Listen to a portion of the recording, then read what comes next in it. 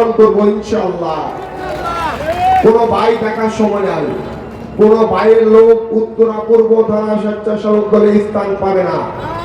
শুধু স্থান পাবে মাননীয় ভারপ্রাপ্ত চেয়ারম্যান তারেক রহমানের নেতৃবৃন্দ। প্রিয় নেতৃবৃন্দ, এই উত্তরাতে হাবিব হাসান, আফসার খান গংদেরকে আপনারা চিনেন, যাদের অত্যাচারে 2007 সালের পর থেকে 2024 সাল পর্যন্ত না পেরেছেন আপনাদের ফ্যামিলির সাথে সময় দিতে, না পেরেছেন ব্যবসা বাণিজ্য করতে, না পেরেছেন চাকরির যোগ্যতা সম্পূর্ণ হওয়া সত্ত্বেও চাকরি করতে। আপনাদের সকলে একটি অপরাধ ছিল, আপনারা গণতন্ত্র পুনরুদ্ধার করতে চেয়েছিলেন। আপনাদের অপরাধ ছিল, আপনারা বাংলাদেশ জাতীয়তাবাদী দল বিএনপিকে ভালোবেসেছিলেন। আপনাদের অপরাধ ছিল, বাংলাদেশ জাতীয়তাবাদী দল বিএনপির মাননীয় ভারপ্রাপ্ত চেয়ারম্যান তারেক রহমানকে আপনারা ভালোবেসেছিলেন। যেই অপরাধের কারণে যোগ্যতা থাকা সত্ত্বেও কোথাও চাকরি করতে পারেন নাই, ব্যবসা করার অধিকার থাকা সত্ত্বেও ব্যবসা করতে পারেন নাই, আপনাদের পরিবার পরিজনকে সময় দিতে পারেন নাই। আওয়ামী লীগের হাবিব হাসান, আফসার খান গংরা আপনাদেরকে দেখা মাত্র ধরে ধরে পুলিশের হাতে তুলে দিত। যেই ভয়ে আপনার পরিবার পরিজন বলেছিল, তুমি বাবা নিরাপদে থাকো, তুমি ভাই নিরাপদে থাকো, আমাদের কাছে আইসে তুমি বিপদে পড়ো না, আমাদের বিপদে পেল না। সেই সব সন্ত্রাসীদেরকে, সেই সব স্বৈরাচারকে এখনই প্রতিহত করার সময় এসেছে। আপনাদের নাগরিক সুযোগ সুবিধা পাওয়ার যেসব মন্ত্রণালয় ডিপার্টমেন্টে গেলে বিএনপি করার অপরাধে আপনাদেরকে নাগরিক সুযোগ সুবিধা থেকে বঞ্চিত করেছে, সেই সব আওয়ামী লীগের দোষরদেরকে এখনই প্রতিহত করার আপনাদের সময়। আপনারা যদি তাদেরকে প্রতিহত না করেন, সেই সব দোষরদেরকে ধরে ধরে আইন শৃঙ্খলা বাহিনীর হাতে না দেন, তাইলে আগামীতে আরো মহা বিপদ আছে। তাই আমি আপনাদেরকে উদাত্ত আহ্বান জানাই, এই হাবিব হাসান, আফসার খান গংদের সংলাপ বাহিনীর কাছে শপথ করবেন, আইন শৃঙ্খলা বাহিনী যদি কোন তালবাহানা করে তাহলে তাদেরকেও প্রতিহত করতে হবে। বাংলাদেশের সকল নাগরিক সম্মান পাওয়ার যোগ্য। শুধু আওয়ামী লীগের দোষর, আওয়ামী লীগের সন্ত্রাসীদেরকে কোনোভাবেই কোনো অবস্থাতে বাংলার মাটিতে অবস্থান করতে দেওয়া যাবে না। এগুলো ইন্ডিয়ার প্রোডাক্ট, এগুলাকে ইন্ডিয়াতে এক্সপোর্ট করে দিব, এগুলাকে বাংলাদেশে রাখবো না ইনশাআল্লাহ। প্রিয় নেতৃবৃন্দ, মাননীয় ভারপ্রাপ্ত চেয়ারম্যানকে বাংলাদেশে ফিরিয়ে আনার জন্য, একটি সুষ্ঠু অবাধ গণতান্ত্রিক নির্বাচনের জন্য যদি অন্তর্বর্তীকালীন সরকার কোন ধরনের তালবাহানা করে, তাহলে অন্তর্বর্তীকালীন সরকারকেও ছাড় দেওয়া হবে না। যেভাবে ছাড় দেওয়া হয়নি খুনি প্রতিষ্ঠা হাসিনাকে, সেই একইভাবে ছাড় দেওয়া হবে না অন্তর্বর্তীকালীন সরকারকে। প্রিয় নেতৃবৃন্দ, এই অন্তর্বর্তীকালীন সরকারের কিছু উপদেষ্টা আছে যারা আওয়ামী লীগকে পুনর্বাসিত করতে চাচ্ছে।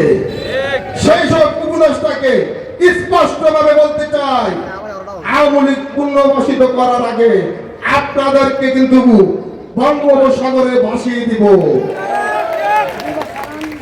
আবার কিছু উপদেষ্টা আছে একটি দলকে প্রতিষ্ঠিত করার জন্য তারা সর্বোচ্চ চেষ্টা করছে। আমরা সেই সব উপদেষ্টাকে বলতে চাই, যারা দল মত নির্বিশেষে কোন দলকে না ভালোবেসে দেশকে ভালোবেসেছিল, দেশকে ভালোবাসার অপরাধে যেসব প্রতিটা সরকারি প্রতিষ্ঠানে প্রমোশন দেওয়া হয়নি তাদেরকে প্রমোশন দিন। যাদেরকে অবহেলিত করেছে শুধুমাত্র আওয়ামী লীগ না করার কারণে ওএসডি করে রেখেছেন, তাদেরকে পূর্ণ নিয়োগ দিয়ে প্রাপ্য সম্মান দিন। আমলকে প্রতিষ্ঠিত করার কোন দায়িত্ব অন্তর্বর্তীকালীন সরকারের নাই। যদি তা করে তাহলে আরেকবার যদি মাননীয় ভারপ্রাপ্ত চেয়ারম্যান আরেকটি যুদ্ধের ডাক দেয়, তাহলে সেই যুদ্ধে আপনারা আপনাদের সর্বশক্তি নিয়ে আসবেন তো? আসবেন তো? তারা আমলিক আর তারা আসবেন, আমি মঞ্চে দেখে গেলাম। প্রিয় নেতৃবৃন্দ, স্পষ্ট কথা, মাননীয় ভারপ্রাপ্ত চেয়ারম্যানের যে পবিত্র দায়িত্ব আমাদের উপর দিয়েছেন, সেই পবিত্র দায়িত্ব পবিত্রতার সহিত পালন করব। এটা কথার কথা না, এটা আমাদের ওয়াদা।